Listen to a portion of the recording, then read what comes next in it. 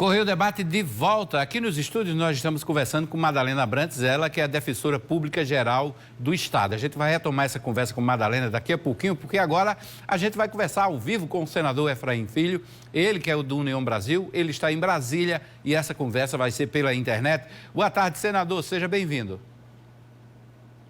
Boa tarde, meu caro Hermes de Luna, saudação aí a todos os nossos telespectadores, internautas, aqueles que nos assistem por todas as plataformas, saudar aí a nossa querida Defensoria Pública da Paraíba, presente em estúdio e fico à sua inteira disposição para tratar dos assuntos que interessam ao Brasil e à nossa querida Paraíba. Senador, a expectativa, claro, dentro do Congresso Nacional, todo o país também está comentando sobre isso, é o texto do arcabouço fiscal. Foi apresentado o parecer, o texto finalmente foi conhecido pelos parlamentares, já tem previsão de votação?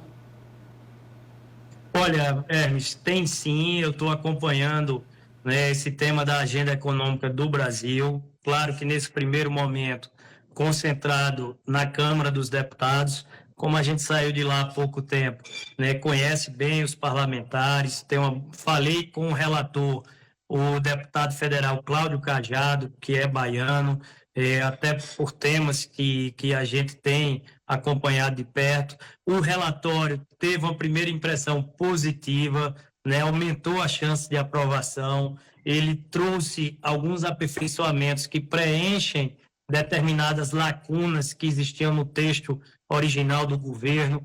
Por exemplo, o texto ele aumenta a questão dos enforcements, que são as penalidades previstas para o descumprimento das metas. Isso é essencial para que você tenha um plano crível de equilíbrio das contas públicas, o que dá credibilidade para quem quer investir. Para quem está nos assistindo, nesse tema tão técnico, tão difícil, arcabouço fiscal, né, marco fiscal, qual é a importância dele? É a mensagem que ele conseguirá passar para o mercado, para os investidores e para a sociedade, de que o Brasil tem um plano de controle da expansão da dívida pública e que investir no Brasil é um bom negócio, porque é um país que terá equilíbrio nas suas contas. Então, acredito eu que no dia 24 de maio, ou seja, na próxima quarta-feira, deverá ser votado e aprovado em plenário na Câmara dos Deputados. Senador, o investidor procura a segurança jurídica, mas dentro desse projeto há pesos e contrapesos que garantem que o governo não vai, vamos dizer assim, estourar a lei de responsabilidade fiscal, passar dos limites de prudenciais e avançar muito com gastos perdulários? Enes, um dos pontos positivos que o texto trouxe foi um limitador das despesas, dizendo que as despesas só podem crescer até um limite de 70% do que a receita crescer. Ou seja, você não poderá gastar mais do que você arrecada. E isso nos dá, portanto, um sentimento de que, pelo menos sob controle, ficará a expansão da dívida pública, porque você não permitirá que se gaste mais do que se arrecada.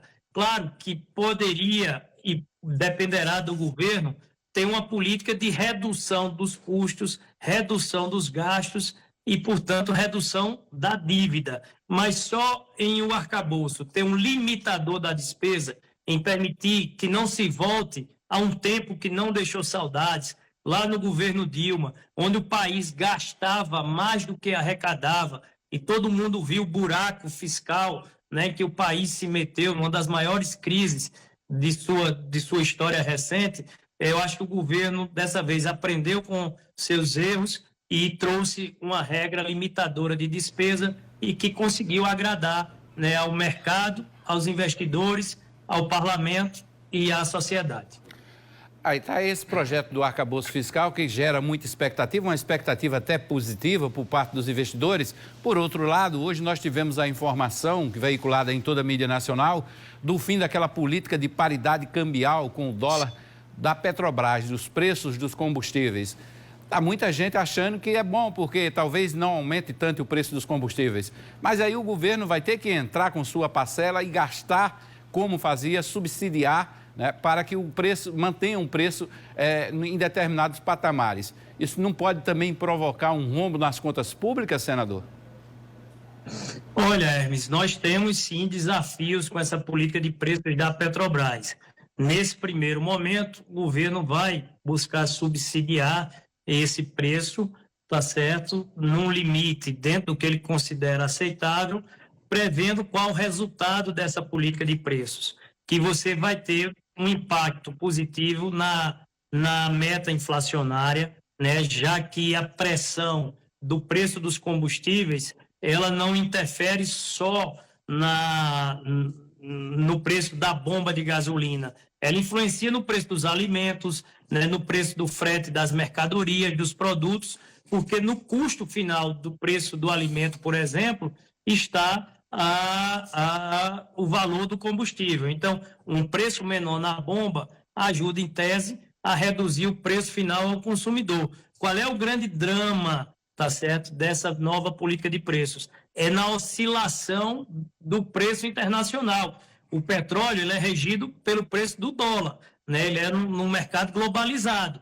Então, não depende só da boa vontade do valor do povo brasileiro. Se nós tivermos uma oscilação muito alta, né, e o valor do barril subir, a conta final acabará sendo paga pelo Tesouro Brasileiro, que é os impostos que você que está nos assistindo, né, cada um de nós, cidadãos brasileiros, pagamos. Então, agora, não se pode alegar surpresa.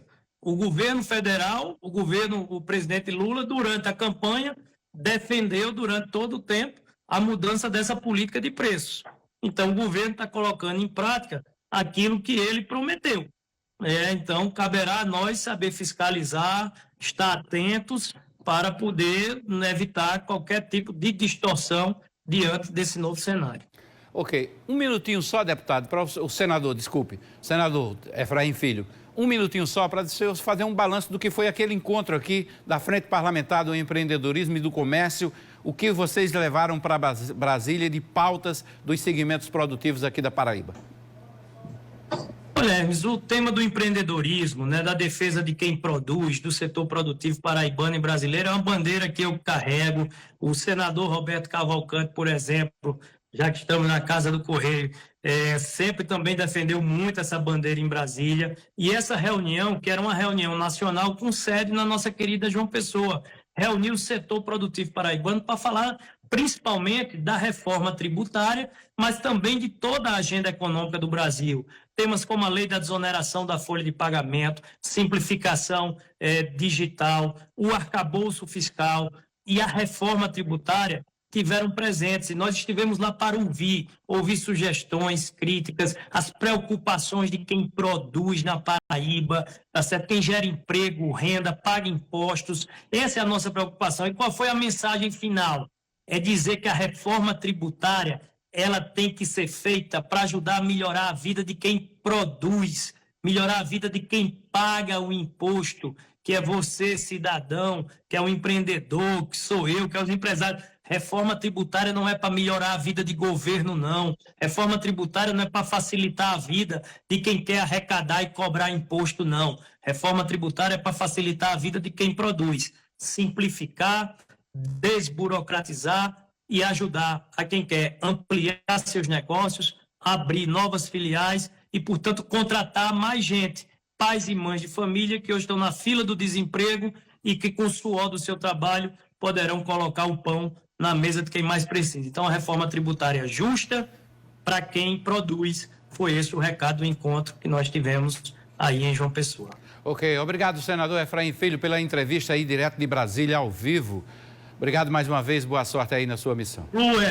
Concluo, Hermes, com uma situação. Hoje, a Paraíba é protagonista no plenário do Senado Federal, já que eu fui escolhido para ser o relator da medida provisória 1150, que é uma medida provisória que tem uma importância ambiental muito forte sobre os temas de modificação da Mata Atlântica, um bioma que é muito nosso, paraibano também. E já antecipo, o relatório do senador Efraim Filho, será no sentido de preservar e proteger a Mata Atlântica. Então, um forte abraço e uma boa tarde a todos. Quem quiser acompanhar mais, a votação se dará hoje no plenário do Senado Federal. Obrigado, senador Efraim Filho, pelas informações, pela entrevista aqui no Correio Debate. Boa sorte na sua missão aí.